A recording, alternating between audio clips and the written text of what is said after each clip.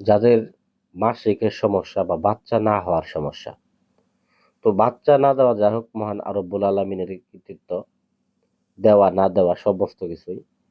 তবে মাসিকের যাদের সমস্যা আছে এবং এই মাসিকের সমস্যা থেকে যাদের বাচ্চা না হয়, তো অনেক প্রকার সমস্যা সৃষ্টি হয়, যেটা কালো জাদুর বলেন, কালো জাদুর সমস্যা থেকে যাদের বাচ্চা না হয় বা বিভিন্ন উপশক্তির কারণে যাদের বাচ্চা হওয়াটা আটকে আছে, কনসেপ্ট করে বা বাচ্চা পড়ে যায়, বাচ্চা থাকে না, তো তাদের ক্ষেত্রে বলবো এই নকশাটার মাধ্যমে আপনি কাজ করেন, এই নকশাটা দিয়ে আপনি ব্যবহার করেন।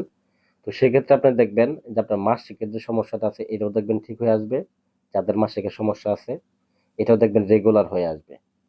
তো এবং যাদের বাচ্চা না হওয়া, বলতো বাচ্চা না হওয়ার সমস্যা, বাচ্চা কনসেপ্ট করে না, তাদেরও ইনশাল্লাহ কনসেপ্ট করবে।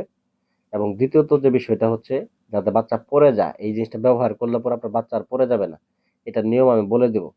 তো মাসিকের ক্ষেত্রে যাদের নামা পেটে ব্যথা, প্রচন্ড পরিমাণে ব্যথা হয় মাসিকের সময়, অনেক প্রচন্ড ব্যথা, বা মাসিক ক্লিয়ার হয় না, আপনার দেখা গেছে যে এই মাসের মধ্যে 2 বার করে বা 3 বার করে আপনার মাসিক হইতেছে, বা অনেকের আছে মাসিক রেগুলার একদম অনর্গল হইতেই থাকে মাসের পর মাস, এটা বন্ধ হইতে চায় না, এটা বন্ধ করতে চান।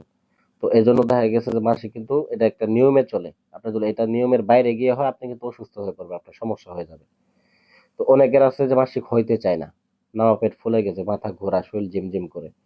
তো এটা আসলে কালো শক্তির কারণে যখন আপনার এই ধরনের সমস্যাগুলো হবে, ওই সময় আপনাকে করতে হবে কি, এই সকল লক্ষণগুলা ওই সময় আসে যখন দেখবেন যে আপনার আশিক জিন আপনাকে আক্রমণ করে।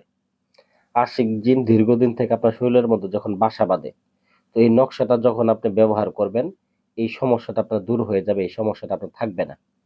তো এটাকে কিভাবে ব্যবহার করলে আপনি ফলাফল পাবেন, এটা আমি পূর্ণাঙ্গ আকারে বলে দিতেছি, নিয়মটা না টেনে ভিডিওটা প্রথম থেকে শেষ পর্যন্ত শুনবেন। যদি আপনার মাথা ঘোরায় থাকে বা আপনার শরীর ভারী ভারী লেগে থাকে, তো সেক্ষেত্রে অবশ্যই মনে দেখা গেছে এই কাজটা করার ক্ষেত্রে প্রথমত আপনাকে কি করতে হবে, 2 রাকাত নফল নামাজ আদায় করতে হবে। এই কাজটা করার ক্ষেত্রে 2 রাকাত নফল নামাজ আদায় করে, যে কোনো শুক্রবার জুম্মার নামাজ পড় অথবা ফজরের নামাজ পড়, অথবা সোমবারের দিন ফজরের নামাজ পড়, আপনাকে এই কাজটা করতে বসতে হবে। এই নকশাটাকে অঙ্কন করবেন। আপনার নকশা অঙ্কন করার ক্ষেত্রে আমরা মেশক জাফরান কালি এটা ব্যবহার করার জন্য বলবো। যদি যারা মেশক জাফরান কালি সংগ্রহ করতে পারবেন না, তারা লাল কলম দ্বারা এটাকে অঙ্কন করবেন। এটাকে অঙ্কন করবেন একদম সাদা দবদবা একটা কাপড়, রেশমি কাপড়ের উপরে এটাকে অঙ্কন করবেন, সাদা কাপড়। তো সাদা কাপড়টা কিন্তু আপনাকে যেখান থেকে ছিঁড়ে নিলে হবে না, পারলে আপনি এটাকে বাজার থেকে কিনে আনবেন, এক দামে কিনে আনবেন, 1 গজ কাপড় কিনে আনবেন, বলবেন 1 গজ কাপড় দরকার বা আধা গজ কাপড় দরকার, তারা যে দাম বলবো ওই দামে আপনারা ওইখান থেকে নিয়ে আসবেন, দামাদামি করবেন না। আর এটা কেনার প্রথম নিয়মটা হচ্ছে যে আপনি প্রথম কাস্টমার হইতে হবে, ওই দোকানের, ওই কাপড়ের দোকানের প্রথম কাস্টমার হয়ে এটাকে কিনে আনতে হবে। এবং কলমটাও নতুন কলম দ্বারা, ওই কলম দিয়ে যাতে অন্য কোথাও আর লেখা হয়নি বা দাগ দেওয়া হয়নি, এরকম একটা কলম নিয়ে এসে আপনি এটাকে লিখবেন। নিচে আপনার নাম লিখবেন, আপনার মায়ের নাম লিখবেন, আপনার বাবার নাম লিখবেন, আপনার স্বামীর নাম লিখবেন যদি আপনি বিবাহিত হয়ে থাকেন। আর যারা অবিবাহিত, মাসিকের সমস্যা, তাদের ক্ষেত্রে মধ্যে দেখা গেছে শুধুমাত্র আপনি কি করবেন, আপনার নাম, আপনার মা বাবার নামগুলো লিখে নেবেন। তো লিখেন, এটাকে নকশাটা অঙ্কন করবেন, 2টা নকশা, 2টা নকশা অঙ্কন করে একটা নকশাকে আপনার একটা রূপার তাবিজের মধ্যে ভরবেন।